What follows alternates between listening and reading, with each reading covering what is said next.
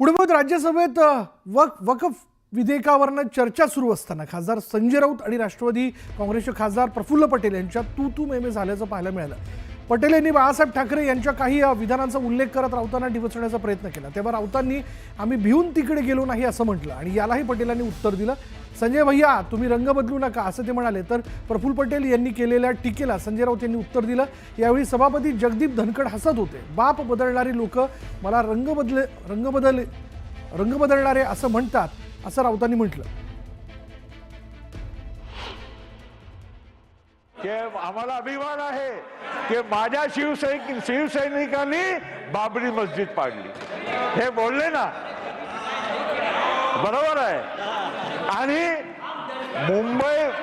मुंबईच्या 92-93च्या दंगलीमध्ये माझ्या शिवसैनिकांनी आमच्या हिंदू बांधवाच्या रक्षण केला, हे तुम्ही बोलत होते, बरोबर आहे की नाही? मग धन्य हो, आपको भी धन्य हो.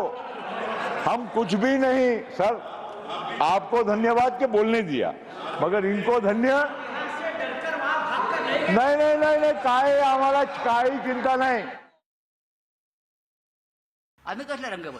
अहो आम्ही माननीय बाळासाहेब ठाकरे यांच्या पक्षामध्ये, माननीय उद्धव ठाकरे यांच्या पक्षामध्ये आहोत.